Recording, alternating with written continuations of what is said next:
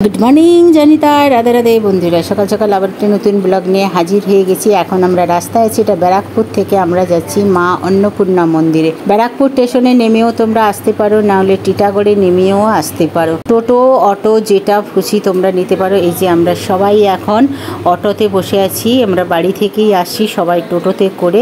আমাদের এটা পুরো একদম সাই বাবা মন্দির থেকে ঘুরিয়ে নিয়ে আসবে বাড়ি পর্যন্ত। আমাদের 500 অর্ডার দেওয়া আছে। ব্যারাকপুর থেকে আসলে 20 টাকা ভাড়া নেবে মা অন্নপূর্ণা মন্দির পর্যন্ত। ভাড়া টিটাগড় থেকে আসবেও সেরকম 10 টাকা বা 20 টাকা এরকমই ভাড়া নেয় মা অন্নপূর্ণা মন্দির যেতে। আমরা সকাল সকাল বেরিয়ে পড়েছি যাতে মায়ের পুজোও দিতে পারি বা মায়ের দর্শনও করতে পারি। একদিনে আমরা দুটো ভিজিট করব, তাই সকাল সকাল আমরা বেরিয়ে পড়েছি মা অন্নপূর্ণা মন্দিরে। তোমরাও আসতে পারো অল্প খরচে। কলকাতা থেকে আসতে গেলে ব্যারাকপুরে তোমাদের 10 টাকা মোটে ভাড়া লাগে, বা কতটা ভাড়া লাগে সেটা আমি জানিনি। তোমার টোটাল তোমাদের 30 টাকার মতন খরচা হবে। দরদাম করলেই তোমাদের এমন কিছু খরচা হবে না। মা অন্নপূর্ণা মন্দিরে তোমরা দর্শন করতে আসতে পারো। মা অন্নপূর্ণা মন্দির হচ্ছে ব্যারাকপুর আর টিটাগড়ের মাঝখানে একদম। মা অন্নপূর্ণা স্থাপন করেছে কিন্তু মন্দির জগদম্বা দেবী হচ্ছে রানী রাসমণির ছোট কন্যা। রানী রাসমণির ছোট কন্যা হচ্ছে জগদম্বা দেবী। তিনি হচ্ছে মা অন্নপূর্ণার মন্দির স্থাপন করিয়েছে। মা অন্নপূর্ণার মন্দির হচ্ছে তোমরা জানো, যখন মা দুর্গা ভোলে বাবার উপরে রুষ্ট হয়ে চলে এসেছিল, তখন ভোলে বাবার পুরো খাওয়া দাওয়া সব কিছু বন্ধ হয়ে গেছিল। পুরো ঘুরে ঘুরে মায়ের খোঁজ করে করে যখন অন্নপূর্ণা মন্দিরে এসেছিল, সব ভক্তদেরকে মা তার সন্তানদেরকে যখন অন্ন দিচ্ছিল, স্বয়ং ভোলেনাথও ভিক্ষুক রূপে মায়ের কাছে এসে ভিক্ষার জন্য দাঁড়িয়েছিল। সেখান থেকে মা অন্নপূর্ণার স্থাপন হয়েছে, যেটা হচ্ছে আদি হচ্ছে তোমার বেনারসি মা অন্নপূর্ণা মন্দির আছে, আদি হচ্ছে ওটা। আর এখানে মা জগদম্বা করেছে। আর হচ্ছে দেখো আমার সবচেয়ে প্রিয় কাছের মানুষ কি করছে, দেখো মনু হচ্ছে আসাম থেকে এসছে, ওকে আমি নিয়ে যাওয়ার ওকেই দর্শন করানোর জন্য মায়ের মন্দিরে নিয়ে যাচ্ছি। আমরা অটোতে করে যাচ্ছি। এখন কাছাকাছি চলে এসেছি মেন রাস্তা থেকে কিছুটা দূর। এই যে মেন রাস্তা থেকেই নেমে এই যে ভিতরের দিকে গেলেই একদম জগদম্বা ঘাটের কাছেই মা অন্নপূর্ণা মন্দির আছে। প্লাস আছে সামনেই একটা পড়বে জগন্নাথ টেম্পল, মানে জগন্নাথ মন্দির আছে, ওটাও তোমাদের দর্শন করাবো।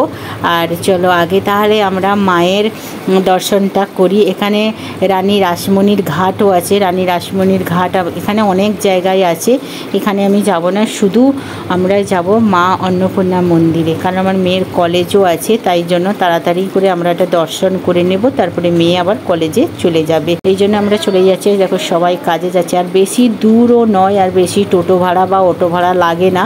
তোমরা দরদাম করলেই আমার মনে হয় 50 টাকার মধ্যেই তোমরা কিন্তু কলকাতা মানে শিয়ালদা থেকে বা হোক কলকাতা থেকে যাই যেখান থেকেই আসো, 50 টাকার মধ্যেই কিন্তু আমাদের মা অন্নপূর্ণা মন্দির দর্শন করা যাবে।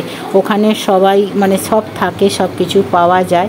এই যে ড্রাইভার দাদা আমাদের বলে দিচ্ছে যে এদিকে আমার হাজব্যান্ড এই প্রথম আসলো, ও আসেনি, আমি আগেও এসেছি, যে এদিকে রানী রাসমণি ঘাট আছে। তো আমরা বলছি না রানী রাসমণি ঘাটে যাবো না, শুধু মা অন্নপূর্ণার মায়ের দর্শন করে আসবো। জগদম্বা ঘাটে যাব, তোমাদের সবটুকু ঘুরে ঘুরে দেখাবো। তোমরাও এসে একবার ভিজিট করতে পারো, খুব সুন্দর মন্দির, এখানে থাকা যায়, ভোগ খাওয়া যায়, সবটুকু তোমাদের সাথে আস্তে আস্তে করে শেয়ার করবো। এই দেখো আমরা মন্দিরের সামনে চলে এসেছি, প্যান্ডেল বাঁধা আছে, কি আছে জানি না, সবটুকু তোমাদের সাথে ঘুরে ঘুরে দেখাবো, যে কবে তৈরি হয়েছে, কবে কি নাম, সবটুকু তোমাদের সাথে ঘুরে ঘুরে দেখাবো। এটা হচ্ছে দেখো শিব শক্তি মা অন্নপূর্ণা মন্দির। দেখো 12/4/1895 সালে এটাকে স্থাপন করেছে। চলো আস্তে আস্তে করে মা অন্নপূর্ণা মন্দিরে আমরা প্রবেশ করছি। এখানে না আসলে এত কবুতর থাকে, দেখে খুবই ভালো লাগে, সবুজে ঘাস, আর ওই দিকটা হচ্ছে ব্রাহ্মণ ঠাকুর মশাইরা থাকে, আর এইটা হচ্ছে আদি মন্দির। আর এটা হচ্ছে জগদম্বা দেবীর মূর্তি, মতলব রানী রাসমণি দেবীর ছোট কন্যা। এবং এখানে সব লেখা আছে, তার জন্ম কবে, মৃত্যু কবে, কি কি না সবটুকু এখানে তুলে ধরেছি। এই যে দেখো জগদম্বা দেবী শ্রী মা অন্নপূর্ণা মন্দির প্রতিষ্ঠাতা করেছে এবং তার জন্ম কবে, মৃত্যু কবে এবং কবে এটা স্থাপন হয়েছে সবটুকুই এখানে বিশদভাবে লেখা আছে। আর খুব সুন্দর দেখো, যেমনই জগদম্বা দেবী বা তার হাজব্যান্ডে কাজ করেছে তেমনই আমাদের রানী রাসমণি মা ও দক্ষিণেশ্বরের কালী মা স্থাপন করেছে, এখানে মা অন্নপূর্ণার মন্দির করেছে। আর মা অন্নপূর্ণার মন্দির না সত্যি দেখলেই মনে যেন সোনা দিয়ে বাঁধানো, এত সুন্দর লাগে। আর এখন গ্রিল বন্ধ করে চলে গেছে পুরোহিত মশাই। ওদিকে হচ্ছে সব পুরোহিত মশাইয়ের বাড়ি আছে, ওখানে গিয়ে বললে তোমাদের যদি পুজো দিতে ইচ্ছে করে তখন এসে এখানে পুজো দেওয়া যায়। আর এখানে বারণ করে গেটের কাছে জল ঢালতে, কারণ হচ্ছে না তোমরা বাইরে থেকেও ফুল দিয়ে পুজো করতে পারো, আমরা এখানে নমস্কার করে বাইরে ধূপ দিতে পারো। নমস্কার করে আমরা মন্দিরটা হচ্ছে একটু 4-5টা ঘুরে নেব, ঘুরে তারপরে যাব আমরা জগদম্বা ঘাটে। আর এগুলো হচ্ছে সব হচ্ছে শিবলিঙ্গ। এখানে আছে 8টা শিব মন্দির আছে, 6টা শিব মন্দির আছে, একদিকে 3টে আছে, ওদিকে 3টে আছে। সবটুকু তোমাদের ঘুরে ঘুরে দেখাবো এবং প্রত্যেকটা শিবলিঙ্গের নাম লেখা আছে। থাকার শিবলিঙ্গ আমার না ভিডিওতে ঠিক মতো নামটা আসলো না, কারণ এত রোদ আছে যার জন্য নামটা দেখতে পাচ্ছি না। কেদারনাথ আছে এবং কৈলাসনাথ আছে, সবটুকু এখানে লিখে রেখেছি। এরপরে আমরা আস্তে আস্তে করে মা অন্নপূর্ণা মন্দিরের পিছন দিয়ে একটা রাস্তা আছে, ওইখানে হচ্ছে গঙ্গার ঘাট আছে, মতলব জগদম্বা দেবীর ঘাট আছে, মানে জগদম্বা দেবী এখানে স্নান করতো। আর এখানে সবাই স্নান করে তারপরে এসে পুজো দেয়। এই যে আমরা সবাই চলে যাচ্ছি, একে বলছি হাই বল। এই যে হচ্ছে আমাদের মনু, আমাদের সবচেয়ে মানে আমাদের এই যে কি সম্পর্ক হয়ে আছে এই নিজে জানি না, আমার বোন হয়, বন্ধু হয়, বৌদি হয়, সবটুকু হয়, বেস্ট ফ্রেন্ড হয়, মানে খুবই আপন একজন। আর ওই পুচকে মেয়েটা আছে, ওকে নিয়ে যাচ্ছি।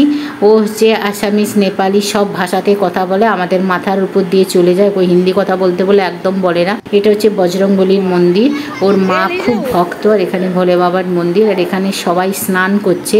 আজকে যে স্নান যাত্রা জগন্নাথ প্রভু সেটা আমি জানতাম না, তো সবাই স্নান করছে এখানে। যেহেতু বিহারের বেশি লোক, তো তোরাই সবাই স্নান করে জগদম্বা মায়ের মন্দিরে পুজো দেয় এবং ভোলে বাবার মাথায় জল ঢালে।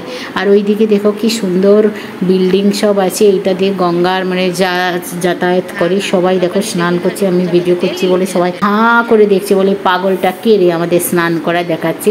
আর এখানে দাঁড়াচ্ছি, আমার মেয়ে ওর ফটো তুলতে যাইছি, ও কিছুতেই দাঁড়াচ্ছে না, ও না একদম রোদ সহ্য করতে পারছে না। গরমে ওরা তো আসামে জানো যে ঠান্ডা, ওরা পুরো গরমেও পুরো লাল হয়ে পুরো ঘামাচি হয়ে গেছে। আবার আমরা গঙ্গার ঘাটে বেশি সময় ছিলেন না, আবার আমরা মন্দির চলে এসেছি, কারণ আমাদের আবার বাড়ি ফিরতে হবে। এসে তোমাদের বলছি এখানে ভোগ কখন কি পাওয়া যায় দাদা? ভোগ 1:30টা থেকে খাওয়া শুরু হয়। আর অর্ডার দিতে হয়? প্লেট কত করে, কুপন কত করে? 120 টাকা বসে খেলে, আর নিয়ে গেলে 170 টাকা। মানে যখন খুশি আসে নিয়ে যাওয়া যায় নাকি? খুশি না, 1:30টার সময় মায়ের ভোগ উঠবে একটা, হ্যাঁ হ্যাঁ, তারপরে 1:30টার সময় পেয়ে যাবে। না না, মানে কটার সময় এসে টোকন কাটতেন না? ওই সময় এসে 6টার থেকেই দিচ্ছে, ওই তো এখন টোকন কাটেন, তো ওখানে কাটেন না, 1 নম্বরে ঘরে ওখানে 6টা থেকে 11টা পর্যন্ত, সকাল 1টা পর্যন্ত। 11টা, 11:30 11:30, 12টা পর্যন্ত দেয়, যদি লোক কম হয়। আর যদি লোক বেশি হয়ে যায় তাহলে আপনার 11টাতেই বন্ধ করে দেয়। বুঝলেন তো, যদি 500-400 যখন প্রোগ্রাম হয়, ওটা অনুষ্ঠান হয় না মায়ের, সেটা কোন সময়? চৈত্র মাস। আর এখন যে প্যান্ডেল বাঁধা হয়েছে কিছু কাজ, ছেলে পৈতে হয়েছিল। আচ্ছা আচ্ছা আচ্ছা আচ্ছা, ওইখানে ভাড়াই দেওয়া হয় এবং ঘর ভাড়াও থাকে, অনুষ্ঠানের সময় এসেও থাকে।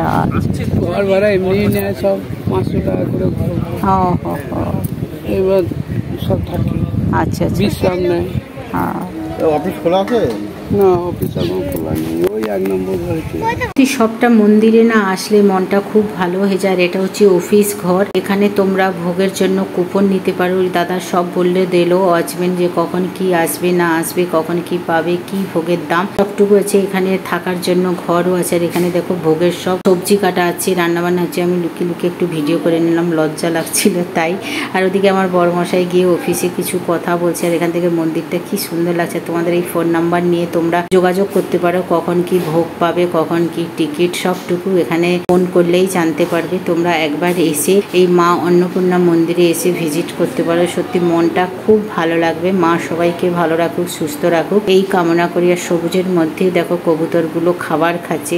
আর এখানে অনেকগুলো হরে কৃষ্ণ ছিল, সবাই হরে কৃষ্ণ করলো। আমরা এখন বাড়ি ফিরে যাচ্ছি, তোমরা দেখতে থাকো এবং অবশ্যই একবার এসে মা অন্নপূর্ণা মন্দিরের ভিজিট করে যাও, তোমাদের খুব মনটা ভালো লাগবে এবং মনটা বেশ পবিত্র লাগবে মন্দিরে আসলে।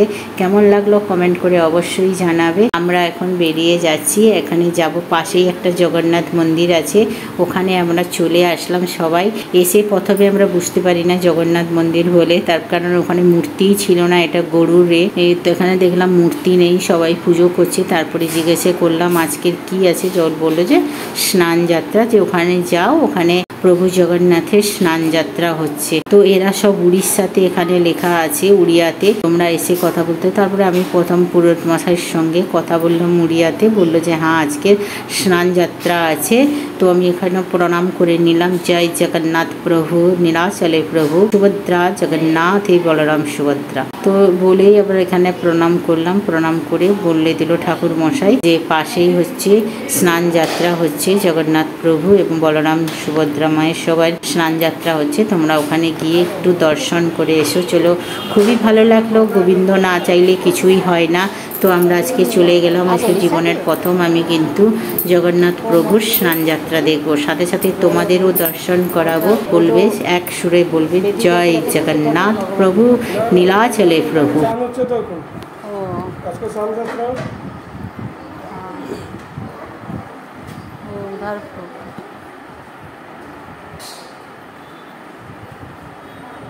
তো মা টোটালি ব্যাপারে মা আগে জানলে এটা মাকে নিয়ে আসা হয়নি, মাকে একবার নিয়ে আসবো। পাশেই চলে আসলাম, যে এখানে এসে দেখলাম যে স্নান যাত্রা চলছে, প্রভু সবাইকে স্নান করাচ্ছে, সবাই এসে জল ঢালছে। আগে আমি জানলে না একটু গঙ্গা থেকে জল নিয়ে এসে কমসে কম ঢালার সৌভাগ্য হতো। হয়তো আমরা মেয়েরা হয়তো নাও ঢালতে দিতে পারে, সব এখানে জান পহচান পরিচয় দেরি ভাবলে দেখলাম যে সব সাউথের কথাবার্তা করছে। কেমন লাগলো কমেন্ট করে অবশ্যই জানাবে। হয় অন্নপূর্ণা মায়ের জয়।